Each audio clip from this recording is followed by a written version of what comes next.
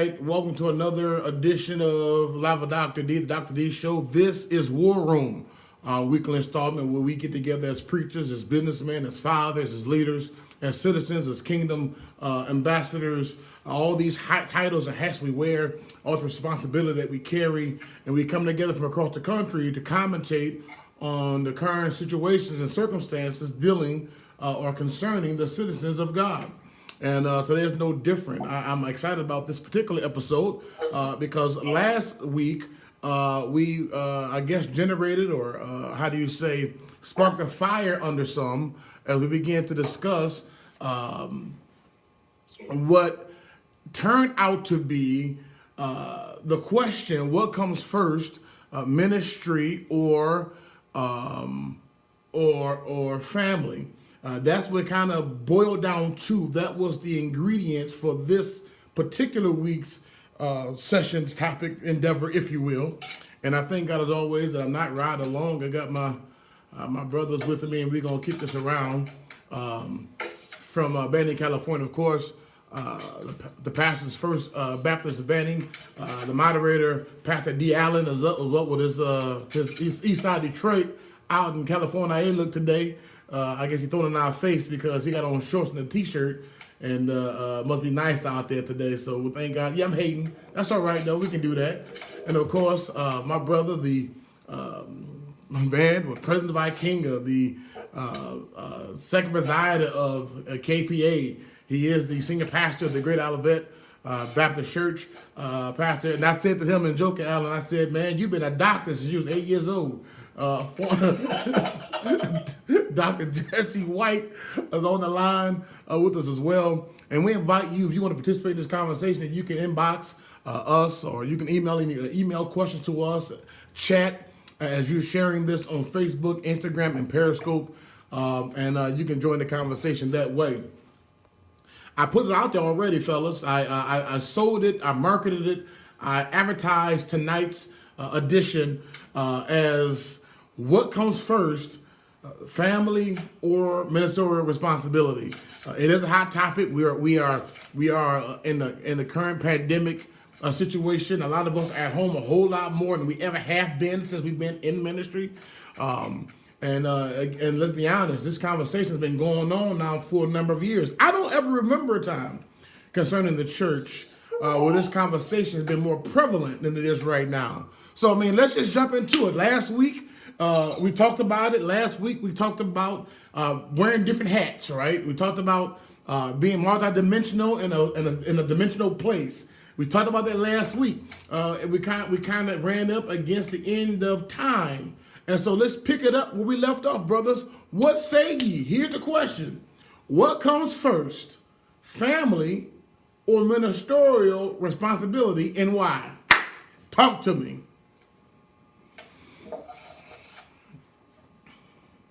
Everybody don't go at once. I'm gonna let the preacher talk first. Oh, all right. Now, for me, I believe family. Okay. Often, I'm a firm believer that is our first ministry, because above anything else, even above pastoring. I'm always be a preacher. I can retire from pastoring, but the responsibility of home is always primary, and I think that that's there for balance. There are a lot of guys who have given their ministry to or given their lives to ministry, and their homes have fallen by the wayside. I've spoken to some just through the years when I was much younger preacher than what I am now. And, one of their things was if they could do it again, they would have, possibly declined revival to go to graduation. They would have, set aside the necessary time for their spouses. Because what in my belief is, what happens in that is that it also is time for us as well, right?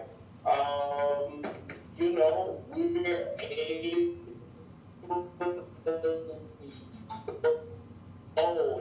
and then they got some piece in just our man responsibility. So I believe that we have a responsibility of taking care of home first. All right. Okay. All right. Moderator. Moderate, dog. Let me just say that. Moderate! Say that. I bless you all. I bless all the saints of God that's online and all that good stuff. But Davenport, as an individual, I've been knowing you since middle school. And so my ministry is different than most people. I ain't no church boy. I was born in church, but I didn't stay in church. And whatever people don't like it, how they don't feel about it is what it is. I'm a thug. I thank God for saving me, but I'm a thug. I don't sell drugs no more. I ain't in the streets busting guns no more, but I'm a thug. And so my family is priority to me. My wife didn't marry no preacher. My wife married Daniel. My oldest two kids knew the lifestyle that I had before I became a pastor. And so though they can see the ministry that is the change of my lifestyle, it's still some, even though it's been some time now, it's still some wrestling with it because for so many years I did something different. Now what's crazy is that Paul would tell the novice in ministry, he says that a man ought to rule his own house well. He said that he ought to be the husband of one wife. He ought to have leadership over his children. And so what's crazy is that I guess online last week some people chimed in and had something to say. And I'm going to just be honest with you. At the end of the day, it's some stuff you're going to have to miss me with. Because I realized that the difference in my ministry is kind of like Paul. I didn't become somebody because I became a preacher. I was already somebody before I started preaching. You can check 7 Mile, you can check 6 Mile, you can check Finkel, you can check Puritan. Release him, Lord. Release him. I've been somebody out here. God took who I used to be and gave me a job based upon the fact that now when people see me, they can see the change in me. And they can say, wow, God really is able to change individuals. Because if you check my record and check my resume, there's some stuff I've done that I'm not happy about. I was looking at my cousin's post on the other day. He said he a triple OG and he ain't proud of it. And I got the same tattered past. I should be up under the grave, but by the grace of God, I'm here today. So for me to set my family aside to see about somebody else's family, that don't even make no good sense. Because at the end of the day, as a leader in God's word, we have to rule our own house with. And if we don't do that, then we're dropping the ball. So when you think about the fact that Jasper Williams preached this sermon at Aretha Franklin's funeral, so many people got mad. When you really get to the crust of what he was talking about, is a lot of times we spend so much time in preacher realm that we don't understand that there should be some family time. And so, and it should, and your walk in your car ought to show your family that you love them as well. Let me say this. We all have agreed, and that was the sentiment of a lot of the comments made last week, for the need of balance. So we're not balanced. My motto has been since I've been pastoring, balance in everything, compromising nothing. I've been trying to teach that, and I admit that's a very thin needle to thread. So with that being said, doesn't the call mean something? It's not about whether or not we love our family versus we love our calling. It's not about that. That's the given. We will walk away from either or, if not both, if that wasn't the case. But doesn't the call mean something? I mean, biblically speaking, and I know that I stand in the minority on this topic. I get that. But the Bible backs me up. Jesus went on a tirade on more than one occasion. Jesus called these 12 businessmen off their jobs and away from their homes to follow him. Okay? Yes, I believe that when you love God and you're charged by God, it's hard to separate our responsibility from God from our love from God. As a matter of fact, when Jesus broke down the 10 and made them 2, he said, love God with all your whatever, and then love your neighbor like yourself. There was a commandment and a condition even with that love.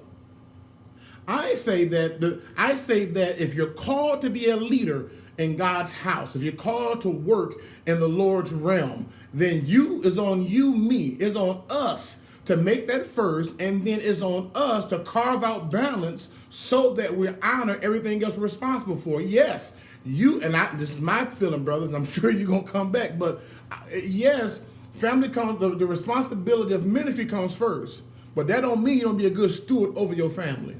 If you spend 8 hours at the church every day, you need to spend 8 hours at home when you get home. Sleep on your own time. Sleep at the parking lot. Sleep at the stoplight. It's on you. I think that we run into a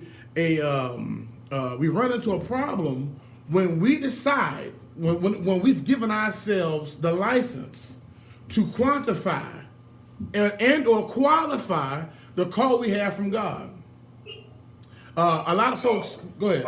Not to interrupt, but see, my issue with that becomes because so many of these bubblegum ministers think that the ministry means that you get in the pulpit preaching on Sunday morning. I've been doing ministry all since pandemic. When I go, you can't get but 1 carton of eggs, and I'm showing up getting my 1 carton of eggs, my 1 gallon of milk, and my 1 pack of tissue paper, toilet paper, and I'm talking to the attendant.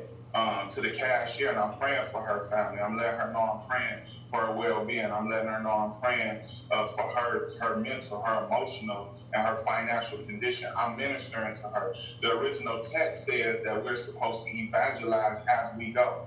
And so many of us get caught up with a Sunday morning pulpit ministry that we don't understand a full-time ministry.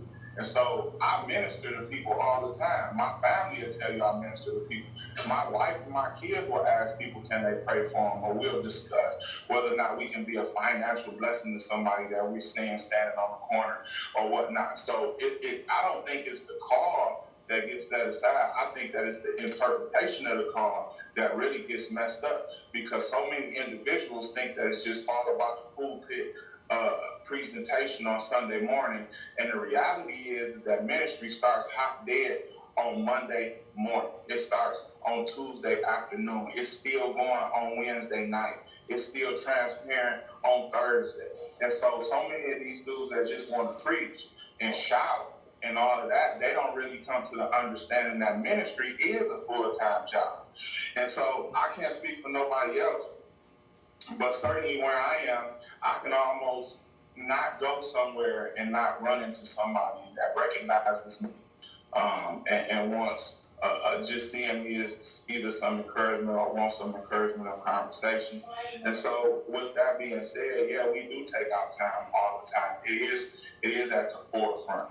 But even in teaching our family and our friends that they realize that this ain't just something that we pick up and put down, but it is our livelihood and our lifestyle.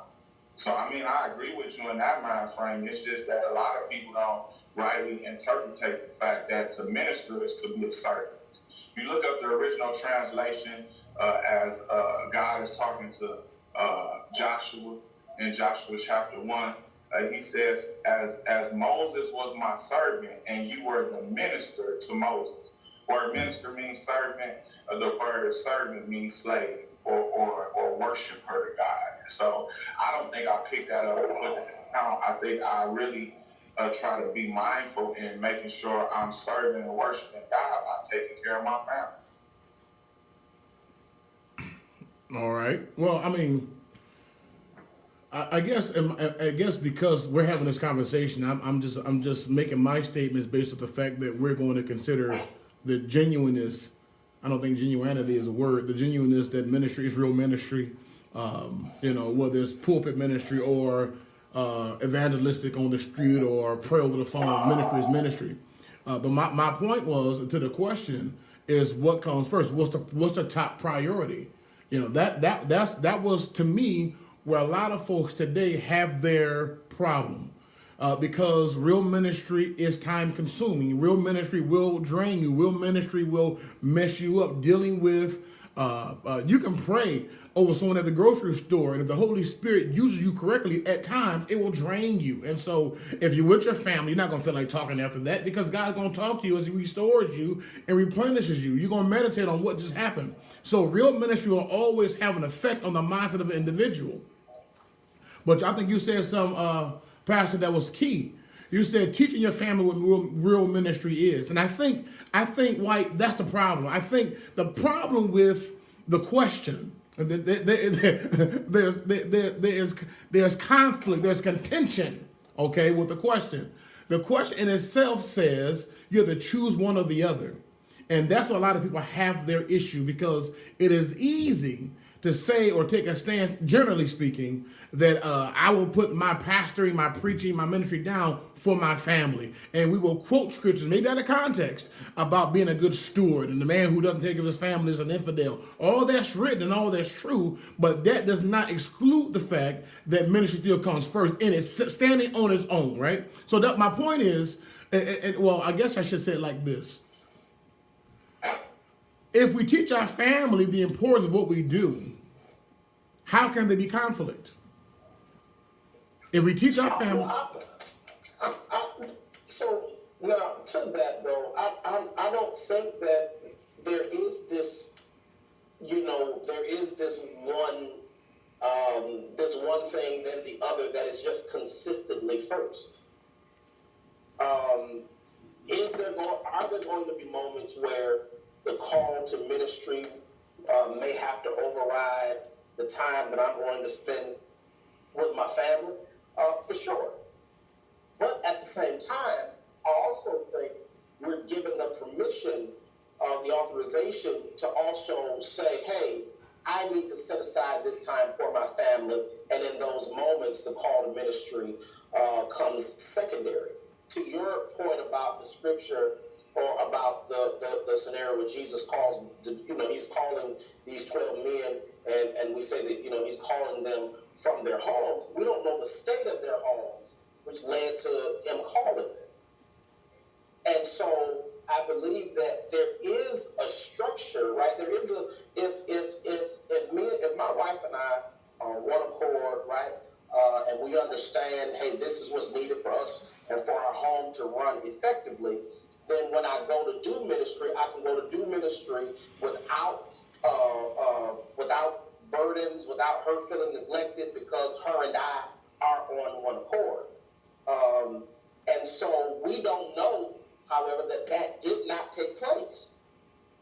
And so to that, I guess I'm just saying that I think, scripture, we often quote Ecclesiastes, it's a time, right? And so we understand that there is a time for everything. And I'm not necessarily just sold on the fact that there has to be, this one set thing that always remains as the top priority throughout the course of your life or throughout the course of the calling. Well, that is, I think is a good point, especially for the conversation. But I'm just looking at what I read in my Bible, and I look at how God has treated his workers and their families. Jesus is ministering; he's done. They come to him and say, "Hey, your mother and your brother is outside waiting for you." And Jesus' retort is, "Who is my mother? Who is my father? Who is my brother? My family basically is the one to do the will of my Father." And so, to me, that speaks to a precedent that Jesus is setting. Then I go back to the Old Testament, because I want to get to Genesis, where I'm going with this. Okay, as my final point, my final thought.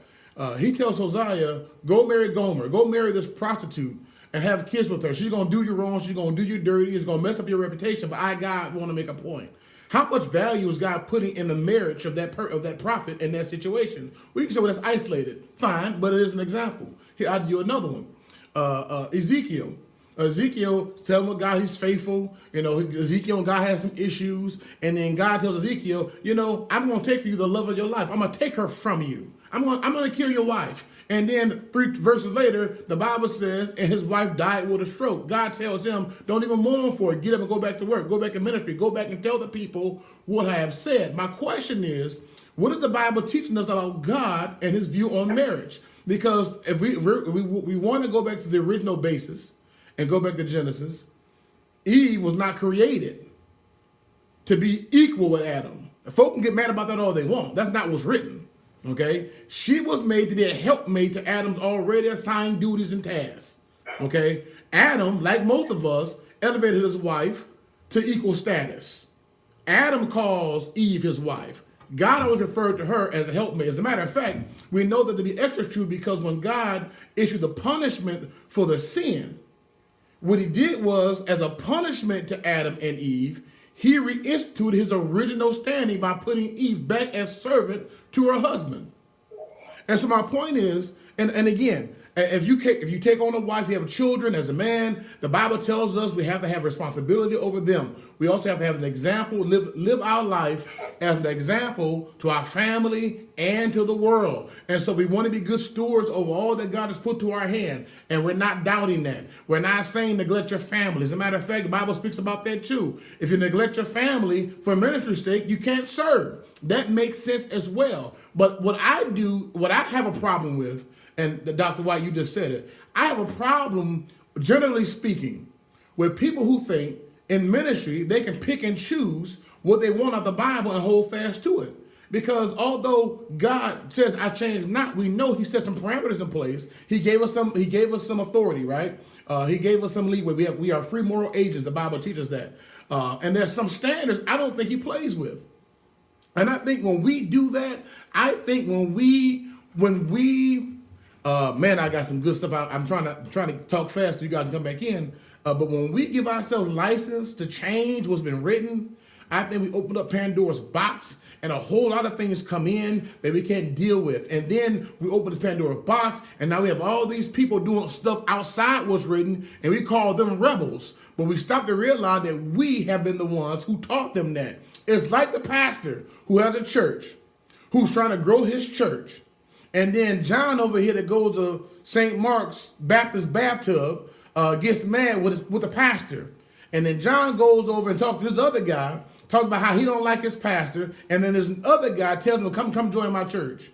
We have taught rebellism in the kingdom. We have been the instruments of that. As opposed to the new pastor saying, you need to work it out with your leader. That's your God-sent leader. You said you loved your leader yesterday. You got issues with your leader. Go to them. No, we don't do that. We baptize fish. We are. The Bible says that Satan won't destroy the church. He can't. We're doing it ourselves. We are instituting our own destruction by being, as the old preachers would say, jelly-bag preachers. And just letting anything go. That's my issue. Okay, and I understand that, but because again, so now I think we've thrown in 4 or 5 different things, and I'm saying, how does any of that relate to the question at hand, which is whether or not, the call of ministry should outweigh my responsibility to my family? Well, all right, let me say this. So you talked about 2 different dynamics. You talked about talk about New Testament. So Old Testament is that you from the tribe, you will be from the Levitical tribe. Either you was from the agricultural tribe, or you was from the warrior tribe, you was from the Levitical tribe. So being within that tribe, then your family should naturally be trained to do what the tribe does. So then in that aspect, it's already understood and it's already intertwined into your livelihood and your lifestyle. The culture. Because you have a tribal mentality. That's the way that your family reacts. That's the way that you live. That's your lifestyle. We know that the Levitical tribe, they weren't supposed to have any cattle. They weren't supposed to raise any crops. They were just supposed to minister to God. And so the ones with the cattle and the ones with the crops were supposed to give to them so that they can daily stay in front of God and do the ministry towards God. But the family already had an understanding of that. Then when you go over and you deal with New Testament understanding, you just talked about how Mary and his brothers was at the door, and he said, "Who is my mother? Who is my brothers? Those that do the will of my Father. They're my mothers and my brothers." But what he was saying was, because when you look at the backdrop of that, Mary knows what Jesus is born for, but she also sees the struggle that he has to go through, and no mama wants to see her son struggle. So his brothers don't understand because they don't know nothing about the angel coming to her and talking to her and telling her who he was going to be. The Bible said that as these things was matriculating, the Bible said that Mary would ponder on them. She would watch them happen, and then she would think and wonder and meditate about them. But the reality is she's still a human being with a son. So all of this stuff that's going on, even when you find her at the cross, she don't want her son to physically die. She know the promise that was given to her by God, but she don't want her son to physically die. And so what Jesus is saying is that I'm willing to drop it all. Not that I'm really physically dropping my biological family, but I'm just showing y'all that ministry is the mandate. But at the end of the day, he turns around and says, I have desire to have this last supper with you. And so it goes from them having a legitimate Passover party to him coming back and saying, all right, now this is the blood of my this is the blood, which is the final sacrifice, and this is the bread of my body that's broken to you. But before that, they were sitting down, chilling, having a party. They was being family and enjoying the opportunity to let their hair down and be friends, rabbi with students. And I don't think that there was necessarily a whole lot of lessons going on right at that point before he starts to institute the Lord's Supper. There's more of us having, he said, I had desire to have this Passover supper with y'all, to have this last opportunity to just kick the Willie Bobos.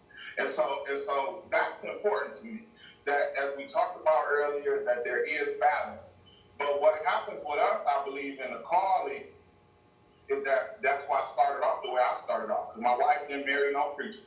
My oldest kids know my background.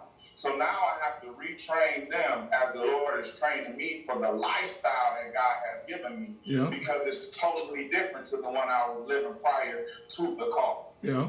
So I have to train. I can't just expect them to understand. I have to train. Yeah. And so the balance in the training is part of the method in which they accept the call and recognize, hey, yeah, God is really doing something with that or my husband.